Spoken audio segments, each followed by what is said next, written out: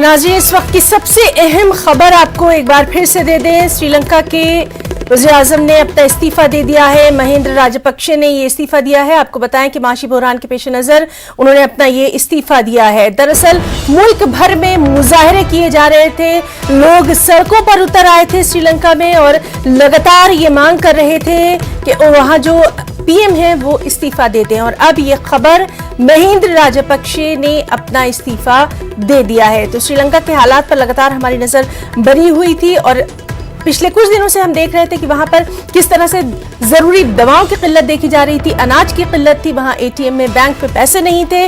लोगों ने एक खास तौर पर जो वहां के आम लोग थे वो सड़कों पर उतर आए थे और लगातार ये मुतालबा कर रहे थे कि अगर वहां की सरकार वहां के हालात को संभाल नहीं पा रही है तो वो फिर इस्तीफा दे दे। और इस वक्त की सबसे अहम खबर यही है कि श्रीलंका के वज़ीर-ए-आज़म ने इस्तीफा दे दिया है। महिंद्रा राजपक्षे जिन्होंने अपना इस्तीफा दे दिया है। आपको याद होगा कि कुछ दिन पहले ही आधी रात को श्रीलंका में दूसरी बार जो है वो इमरजेंसी नाफिज की गई थी।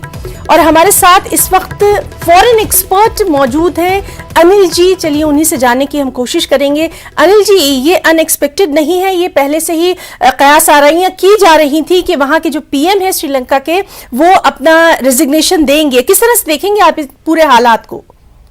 हाँ हिना जी, आप बिल्कुल ठीक कह रही हैं। पिछले हफ्ते जब ये इमरजेंसी दोबारा से लगाई गई जी, तब उस वक्त ये एंटिसिपेटेड था कि शायद महिंद्रा राजपक्षे जो हैं जी वो आज मंडे को रिजाइन कर देंगे। और कारण ये है कि लोगों का जो गुस्सा है वो ये पूरी डायनेस्टी के खिलाफ है। बिल्कुल, बिल्कुल। उन्होंने पूरा मिसमैनेज किया है इकोनॉमी की, वहाँ की जो गलत पॉलिसीज अपनाई करी हैं, चाइना के साथ जो उनके डेट ट्रैप डिप्लोमेसी में फंसे हैं वो। तो ये सारी चीजें मिलजुल कर लोगों की हालत बहुत खराब है। तो खाने को नहीं, जैसा आपने बताया, फ्यूल की प्रॉब्लम है और रशिया यूक्रेन क्राइसिस के बाद फ्यूल की कीमतें भी बहुत ज्यादा बढ़ गई हैं। लाइट वहाँ 12-13 घंटे 14 घंटे नहीं आ रही है। तो इस तरह की चीजों से सब चीजें एक तरह से मैं समझता हूँ क्यूमुलेटिव लोगों का जो गुस्सा है वो लीडरशिप के खिलाफ है। और लेकिन सिचुएशन जो है वो और भी ज्यादा कॉम्प्लिकेटेड है क्योंकि वो चाहते हैं कि गोताबाया राजपक्षा जो प्रेसिडेंट है वो भी छोड़ें। हाँ।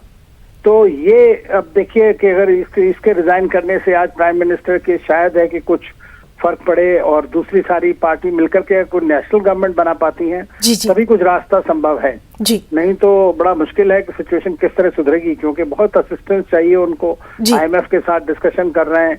भारत पूरी तरह से अपनी जितनी भी मदद कर सकता है कर रहा है भरपूर उनको।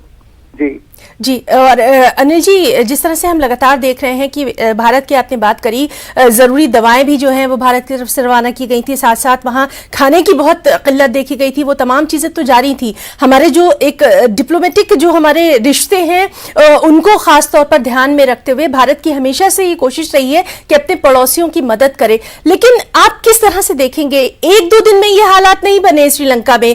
काफी अरसे से हम वहां पर देख रहे थे कि लोगों में डिस्ट्रेस देखा जा रहा था। पहले से इस जानिब वहां पर तवज्जो क्यों नहीं दी गई? देखिए, ये इनकी पिछली 10-12 साल की पॉलिसियों का नतीजा है। जैसा आप जानते हैं कि इन्होंने चीन, जो महिंद्रा राजपक्षे जब प्रेसिडेंट थे पहले खुद, तब उस वक्त उन्होंने चीन से बड़े बड़े हैवी लोन लिए और वो बिल्कुल वायबल नहीं थे उसमें कुछ। तो इस तरह करते हुए उनकी इकोनॉमिक कंडीशन बहुत खराब हो गई। दूसरा, वहां पे आप अगर देखें कि 2 साल से जो पैंडेमिक की वजह से वहां की जो इकोनॉमी है वो टूरिज्म पे बहुत ज्यादा डिपेंडेंट है। तो टूरिज्म बिल्कुल खत्म हो गया। वहाँ टेररिस्ट अटैक हुए, उसके बाद से टूरिस्ट भी आने कम हो गए, फिर पेंडेमिक हो गया।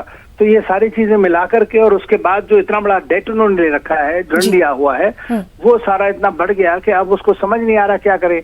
तो ना उनके पास में $50 मिलियन कह रहे हैं कि शायद बचे हुए हैं इस वक्त, जिससे क्या खरीद सकते हैं। तो भारत ने अपनी तरफ से 4 बिलियन के ऊपर का उनको हेल्प दी है, लाइन ऑफ क्रेडिट दी है, फ्यूल सप्लाई किया है, बार बार उनको मेडिसिन दी हैं, क्योंकि भारत उनको एक परिवार की तरह मानता है अपने सारे पड़ोसियों को।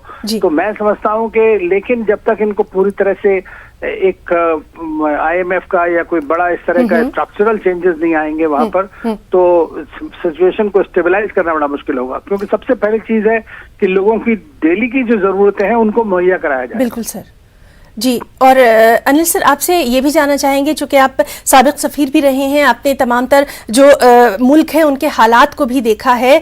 सबसे अहम यहाँ पर यही है कि जो आम लोग हैं उन तक ज़रूरी चीज़ें पहुँचाई जाए।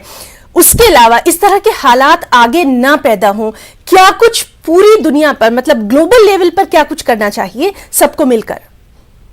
देखिए, अनफॉर्चुनेटली प्रॉब्लम क्या है कि इस वक्त जो वॉर चल रहा है रशिया यूक्रेन का, उसमें सबकी निगाहें उधर ही पड़ी हुई हैं। जी जी। अब आप देखें, बड़े बड़े जितने भी ये मुल्क हैं सारे अब इस वक्त पैसा वहां पर डाले जा रहे हैं, यूरोपियन कंट्रीज हो चाहे अमेरिका हो, बिलियंस ऑफ डॉलर्स उस वॉर को, बड़ा लड़ाई को चलने के लिए कर रहे हैं, लड़ाई चलती रहे इसके लिए बिलियंस ऑफ डॉलर। इधर लोग मर रहे हैं, भूखे हैं, उनकी तरफ किसी का ध्यान नहीं है। तो ये जब तक चीज नहीं देखी जाएगी कि प्रायोरिटी क्या है आपकी करेक्ट, तब तक आप किस तरह से इन प्रॉब्लम्स को रिजॉल्व कर पाएंगे। तो भारत अपनी तरफ से जितनी कर रहा है मदद कर रहा है, और भी कहा है कि करेंगे उसमें। इस तरह चीन का जैसे है कि अगर चीन ने इतने सारे उनके वो दिया है, तब चीन क्यों नहीं उनकी मदद के लिए आगे आता है। तो ये इस तरह की चीजें हैं। तो आप ये देखिए कि एक बड़ा अजीब तरह की सिचुएशन है कि छोटे मुल्कों की जो वल्नरेबल कंट्रीज हैं उनको पहले आप वल्नरेबल बनाइए और ज्यादा, और उसके बाद में उनको मरने के लिए छोड़ दीजिए। तो ये सबसे बड़ी प्रॉब्लम है, और यही चीज दुनिया की, हमारे नेबर हो चाहे दुनिया के और देश हो, चाहे वैक्सीन के टाइम पर रहा, वो सब देखते हैं कि भारत की एक अप्रोच बिल्कुल डिफरेंट है। जी सर।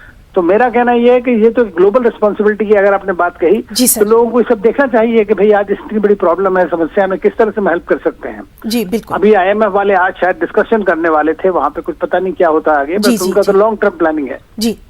जी सर, और वहाँ के हालात पे लगातार नज़र बनी हुई है, और आप चूंकि इन तमाम चीज़ों को अच्छी तरह से समझ सकते हैं, इसलिए हम आपके ज़रिए नाज़रीन तक ये भी हम पहुँचाना चाहते हैं कि ये तमाम तर चीज़ें एक कंट्री में हो रही हैं, लेकिन इसके जो आइंदा के जो इफ़ेक्ट्स हैं वो कहीं ना कहीं लॉन्ग टर्म इफ़ेक्ट पूरी दुनिया पर पड़ने वाले हैं, क्योंकि वहाँ पर जो लोग हैं अब उनका कहीं ना कहीं असर जो है वो पूरी दुनिया पर पड़ेगा।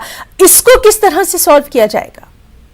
देखिए, आप बिल्कुल सही कह रही हैं कि ये जो इस वक्त हम सिचुएशन फेस कर रहे हैं, चाहे भारत में ही देख लीजिए आप, आज ऑयल की प्राइसेस इतनी बढ़ गई, गैस की प्राइसेस इतनी बढ़ गई हैं, और ये हमारा किया हुआ नहीं है, ये इंटरनेशनल प्रेशर है जो इस वॉर की वजह से ऐसा सिचुएशन हुई। ऐसे दुनिया के बहुत सारे मुल्क हैं जहाँ फूड सिक्योरिटी उनकी इम्पैक्ट हो गई है, उनको खाने मुहैया नहीं है, तो जगह जगह लोग जो है प्रोटेस्ट करेंगे, और वो प्रोटेस्ट करते हैं अपनी गवर्नमेंट के खिलाफ। तो अशांति तो और ज्यादा बढ़ती चली आ रही है। इसलिए तो इसका जो नतीजा मैं समझता हूँ को सिर्फ ये है कि अगर कहीं पे थोड़ी बहुत सैनिटी हुई और दुनिया मिल करके, चाहे यूनाइटेड नेशंस के थ्रू या जिस भी तरह से, सबसे पहला होना चाहिए वॉर को रोका जाए, क्योंकि इस वॉर के चलते सब कंट्री इम्पैक्ट हो रहे हैं, और जो ज्यादा गरीब मुल्क हैं वो और ज्यादा इम्पैक्ट हो रहे हैं, उनके पास कुछ भी नहीं है। तो ज्यादातर तो इसी टाइप की कंट्रीज हैं। तो मेरा मानना यह है कि उनकी तरफ ज्यादा ध्यान देना चाहिए, तभी ये बात आगे ठीक हो सकती है, नहीं तो हम जो है और इनस्टेबिलिटी की तरफ बढ़ रहे हैं। जी बिल्कुल। और सर, आपका बहुत बहुत हम यहाँ पर शुक्रिया अदा करना चाहेंगे न्यूज़ 18 उर्दू की पूरी टीम की तरफ से कि आपने अपना इतना कीमती वक्त दिया, और बेहद अहम यहाँ पर आपने तमाम तर जो अपनी राय रखी है, जिस तरह से तज्जिया किया है, बहुत ही अहम रहा। बहुत बहुत शुक्रिया अनिल सर आपका तमाम तर बातचीत के लिए। तो नाज़रीन, ये थे हमारे साथ साबिक सफ़ीर अनिल तिलकुनायत जी, जो कि लगातार बता रहे थे कि किस तरह से जो श्रीलंका के हालात हैं उस पर तवज्जो देने की पूरी दुनिया को मिलकर जरूरत है, ताकि हालात जो है वहां पर मजीद बिगड़े ना। आपको बता दें कि श्रीलंका के जो वज़ीर आज़म हैं उन्होंने अपना इस्तीफा दे दिया है, महिंद्र राजपक्षे ने अपना इस्तीफा दे दिया है। लगातार वहां के हालात पर हमारी नजर बनी हुई है। फिलहाल एक छोटा सा ब्रेक।